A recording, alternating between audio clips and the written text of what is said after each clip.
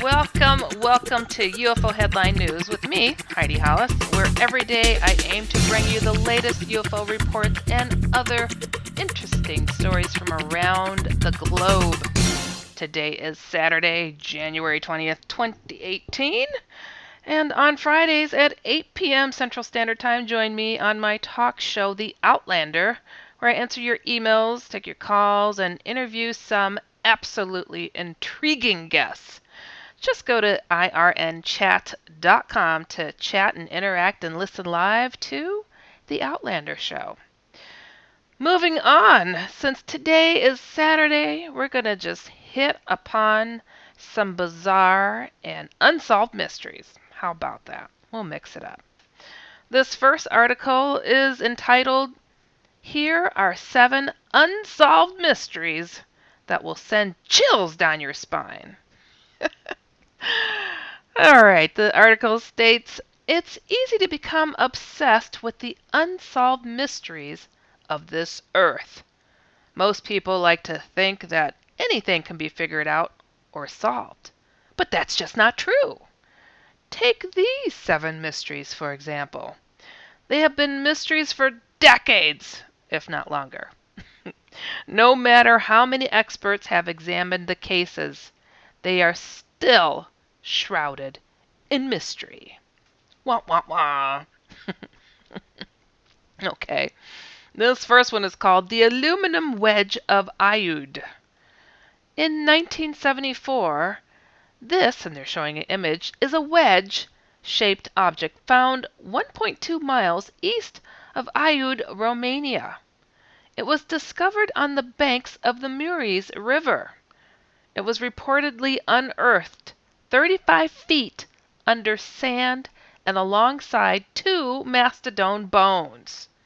It looks like the head of a hammer and is made of an alloy of aluminum encased in a thin layer of oxide. It's strange because aluminum, supposedly, was not discovered until 1808 and not produced in quantity until 1885. Since it was found in the same layer as mastodon bones, it would indicate that this wedge was at least 11,000 years old. Many people believe that this wedge is evidence that aliens visited Earth, since there is no way that humans created such an alloy so many thousands of years ago. Goes to show you, huh? All right. This next one is called the Babushka Lady. While people were poring over the footage of the assassination of John F. Kennedy in 1963, a mysterious woman was spotted in the film. She was wearing a brown overcoat and a scarf on her head, a, quote, babushka. She appeared to be holding something in front of her face like a camera. She appeared many times in the footage and even stayed on the scene after most people left. Shortly after, she is seen moving away to the east up Elm Street. FBI publicly requested that the woman come forward and give them the footage she shot, but she never did. Even though frauds have come forward, today no one knows who the Babushka woman is. We also don't know why she was present at the shooting or why she refused to give up all of the evidence she was recording. The next mystery is called Cicada 3301. For the past 3 years, each January, there is a bizarre online puzzle game that is hosted by someone who calls themselves 3301. Their symbol is a cicada. The complex puzzles draw on elements of cryptography, mathematics, literature, hidden messages, data security, and philosophy. Physical clues appear in places as diverse as Poland, Hawaii, Spain, Australia, and Korea. 3301 claims that its puzzles attempt to find intelligent individuals. They don't say why. Many believe these nearly impossible puzzles are a recruitment vehicle for organizations like the CIA or M16. See, I was going to say secret space program. That's where I was going. Maybe to build the next, I don't know, adventurous ship. Moving on. Mystery number 4, the Dighton Rock. The Dighton Rock is a 40-ton boulder located on the shores of the Taunton River in Massachusetts, and it's covered in puzzling petroglyphs. For nearly 300 years, people have speculated about its origin and meaning. Investigators have attempted to decode the odd glyphs since an English colonist first described the boulder in 1680, but they have had little success. In 1963, state officials removed the boulder and kept it for preservation. Most scholars think the stone carvings are of Native American origins. Some of the wilder theories have proposed that it was the work of the Portuguese, Chinese, or even the ancient Phoenicians. It is kind of interesting. Little chisels there. Okay, I can't read it. Number 5, the Green Children. Probably ate somewhere gross. All right, this one, this article begins. The Green Children of Woolpit were 2 children who appeared in the village of Woolpit in Suffolk, UK, in the 12th century. The brother and sister had green-colored skin, even though they appeared normal in all other ways. They spoke an unrecognized language and refused to eat anything other than pitch from bean pods. Wow. Eventually, their skin lost its green color. After they learned to speak English, they explained that they were from the land of St. Martin, which was a dark place because the sun never rose far above the horizon. They claimed that they were tending their father's herd and followed a river of light when they heard the sounds of bells. When they arrived in Woolpit, some of the more unusual theories proposed for the origin of the children are that they were hollow earth children. I was thinking that too. Parallel dimension children, or just simply extraterrestrial children. Wow. I never heard of that one. Where are we going? Where are we going? This is wild. Okay. This next story, number 6, the Polak twins. In 1957, 11-year-old Johanna and 6-year-old Jacqueline Polak were tragically killed in a car accident in Northumberland, England. They were sisters. A year later, their mother gave birth to twins, Jennifer and Gillian. The younger twin, Jennifer, had birthmarks on her body in exactly the same place as Jacqueline had them. The twins then started requesting toys belonging to the deceased girls, which they had no prior knowledge of. The twins even asked to go to a park they have never been to before, but their deceased sisters had. A well-respected psychologist at the time, one Dr. Ian Stevenson, studied the case in depth and concluded it was likely the twins were reincarnations of their departed sisters. Wow! You know, that is, I have heard of this phenomena, and it's so cool. And I think it's really neat that they would kind of go to try to fill the void for their parents who lost their kids. I love that. Do you know the guy from, what's his name? Dukes of Hazzard. That's it. John Schneider. And he was also on Smallville, where he played the father. He came on a paranormal television show and he spoke of that happening to him. His older brother had died, I believe it was in a car accident, and he was born later, and he had identical memories of his deceased brother. I remember that story. It was just like, wow, that's amazing. And his mom was convinced that he was the reincarnation of his deceased brother because there are just things he knew he should not have known. And he believes he is too. I think that's kind of beautiful. All right, number 7. I don't know how this one fits in here, but number 7 is the Zodiac killings. In quotes, it says, "I like killing people because it is so much fun." End quote. That is how one of the many encrypted letters sent to San Francisco newspapers began, sent by the man who called himself the Zodiac. For most of 1969, a serial killer terrorized Bay Area residents, killing 5 and possibly more. It started when a couple was shot to death while sitting in a car on a lover's lane on December 20th, 1968. Over the next 10 months, the killer would strike again, shooting a couple in a public park, trussing up and stabbing up yet another man and woman near a peaceful lake, and shooting a cab driver in the head. The Zodiac killer toyed with police and reporters the whole time. He called in several of the murders and began to send coded letters to newspapers using a cross within a circle as his symbol. At one point, he mailed in a piece of bloodied shirt to prove he was who he claimed to be.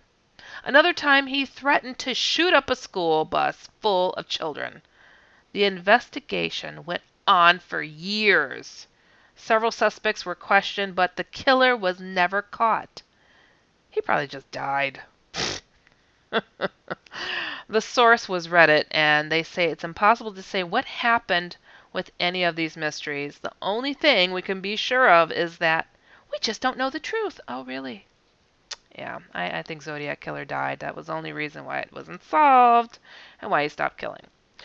Moving on, we've got another strange mystery science article here. This one is called Pole Shifting. Introduction. In a polar region, there is a continual deposition of ice, which is not symmetrically distributed about the pole. The Earth's rotation acts on these asymmetrical deposited masses of ice and produces centrifugal momentum that is transmitted to the rigid crust of the Earth. The constantly increasing centrifugal momentum produced in this way will, when it has reached a certain point, produce a movement of the Earth's crust over the rest of the Earth's body. And this will displace the polar regions toward the equator. Well, that makes sense. And here's a quote. Oh, and that is from Albert Einstein, from The Path of the Pole by Charles Hapgood. Now we go to a biblical quote, and it says, "And the sun stood still, and the moon stayed, until the people had avenged themselves upon their enemies. Is not this written in the book of Jashir? So the sun stood still in the midst of heaven, and hasted not to go down about a whole day. And there was no day like that before it or after it." This is from the King James Version Bible, Joshua 10, verse 13 through 14. And this next one. "And Isaiah said, This sign shalt thou have of the Lord, that the Lord will do the thing that he hath spoken. Shall the shadow go forward 10 degrees, or go back 10 degrees? And Hezekiah answered, It is a light thing for the shadow to go down 10 degrees. Nay, but let the shadow return backward 10 degrees. Again, from King James Version, 2 Kings chapter 20, verse 9 through 10. And this is Edgar Cayce's Pole Shift Readings. Edgar Cayce is America's best documented psychic. Before he died in 1945, he gave over 14,000 readings. That is exhausting. Dealing with clairvoyant analysis of physical ailments and cures for people. With the former lives of individuals, reincarnation was assumed to be true for all. and a variety of spiritual and other subjects. I'm a robot vacuum cleaner, so yeah, I got one gig. I suck up dirt, so pardon my inferiority complex about Geico, who does so much more. Like, not only could they save their customers money on car insurance, but they got fast and friendly claim service too, and an award-winning mobile app. Plus access to licensed agents 24/7. Who am I kidding? I can't even do corners. Uh-oh, choking hazard. Popcorn kernels! Geico. Expect great savings and a whole lot more. A small number of readings describe a pole shift and historically unprecedented Earth changes to occur before the end of next year. Almost no research has been done on the sources of information coming through Casey for specific readings of interest. Gina Sermonera, trained in general semantics and now deceased, made a survey of Casey's sources as explained in the readings themselves. She concluded that he had 6 sources. 1, the subconscious mind of Casey himself. Number 2, the subconscious minds of other individuals in the earth plane. Number 3, the subconscious minds of disincarnate entities in the spirit plane. Number 4, the soul minds of higher masters. And number 5, the Akashic records. And number 6, the universal cosmic consciousness. Wow, he was just funneling it all, wasn't he? Many familiar with Casey's readings assume there will be no pole shift because, they say, none of Casey's historically unprecedented Earth change predictions have been fulfilled. I thought so. Before providing information that contradicts his position, let's review the 3 readings that together say or imply that a shifting of the poles will occur sometime before the close of 2001. Goes to show how old this article is then. So, question. What great change or the beginning of what change, if any, is to take place in the earth in the year 2000 to 2001 AD? Answer. When there is a shifting of the poles or a new cycle begins. For these records were to be kept as had been given by the priests in Atlantis or Poseidia. When the records of the race, of the developments, of the laws pertaining to one were put in their chambers and to be opened only when there was the returning of those into materiality, or to Earth's experience. When the change was imminent in the Earth, which change we see begins in 1958 and ends with the changes wrought in the upheavals and the shifting of the poles, as begin when the reign in 1998, as time is counted in the present, of those influences that have been kept by those sojourners in this land of the Semitic peoples. As to the changes physical again, there will be the upheavals in the Arctic and in the Antarctic that will make for the eruption of volcanoes in the torrid areas. And there will be a shifting then of the poles, so that where there has been those of a frigid or the semi-tropical will become the more tropical, and moss and fern will grow. Well, heck, I should stay here in Chicago then. And these will begin in those periods in 1958 to 1998. These readings predict a sequence of geophysical events beginning in 1958 and 1998 that culminate in upheavals in Earth's polar areas, increased volcanic eruptions in the torrid areas, and then a shifting of the poles in 2000 and 2001. As indicated, one knows next to nothing about Casey's sources for these readings, but here, that was a short list of events that fit with Casey's 1958 to 1998 predictions. There is a link that gives further information on this. You know, I always like to touch base on old prophecies and things that didn't come. That people have all these big predictions. The Hale-Bopp comet. Oh, people are going to jump on and fly with the comet to take them to another place. And I mean, just some of the most absurd things, and a lot of people invest so much time and money and trying to get ready and going into lava funnels and getting their underground bunkers ready because things are coming and nothing happens. And there goes a prime example. And we get a lot of these predictions, as honorable of a psychic as you can be. I mean, Edgar Cayce was it. It still is it. And he was wrong again and again. Prophets, prophets, and prophets. What can you do? And now, for the last 10 minutes, see, I flipped it. We're going to do UFO reports. Love it. This first UFO sighting comes to us from Las Vegas, Nevada. This occurred January 11th, 2018. In brief, the witness states, in flight from Seattle to Las Vegas, saw object. In more detail, they state, in flight from Seattle to Las Vegas and entered from Seattle about 1540. Spirit Airlines. I was taking scenery pictures, aircraft left, on the mostly clear late afternoon, although there was intermittent cloud cover below. Suddenly, I briefly saw an object coming our way much closer than other aircraft. I thought it had to be an airplane coming too close, but I never saw what looked like an aircraft. My camera was already at the window, so I quickly got a few pictures without focusing, as there was no time. It went by and over behind us without any time to adjust my glasses to see it, plus take pictures.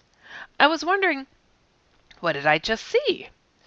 I wasn't sure if maybe the object in the sky had something to do with Nellis Air Force Base or something from Area 51, or was it just an airplane with an optical illusion? There was no comment from the cockpit. You know, they were just biting that tongue. And I don't know if anyone else saw it. I'm not sure if we were traveling over California or Nevada.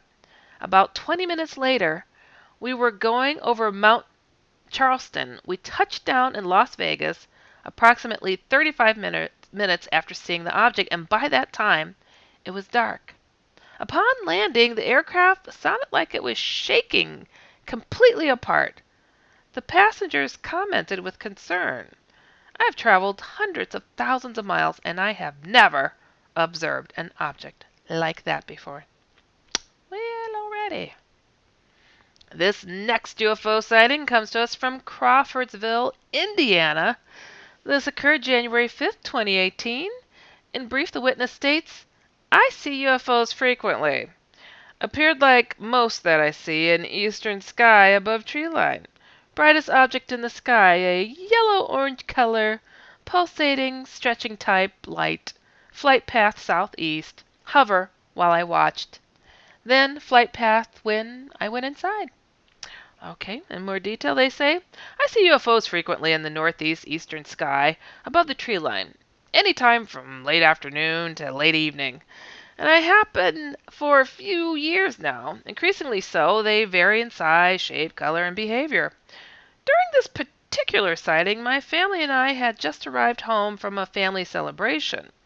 The family went inside, and as my husband entered the house, I told him, Look, it's one of my UFOs. He acknowledged and looked up, as he is very used to seeing them when I point them out, but does not enjoy watching them or pondering about it. The object was glowing, pulsating, a yellow-orange light. It appeared slightly larger than the largest star in the sky. It seemed to stretch around the edges, as stars sometimes appear to do with atmospheric interference, but more so. The flight path was wobbly, up and down a bit, in a south-southeast direction. When I began watching it, its behavior changed. It hovered above the tree line while I got a photo, mostly stationary, but with a bit of a circular movement.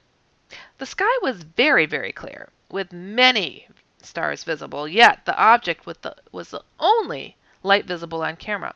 I filmed it for a few minutes, but got cold and decided to come inside. When I came in, I checked on the object through the back fence and doors. When I looked at it, it began moving again in the south-southeast direction. I quit watching it then.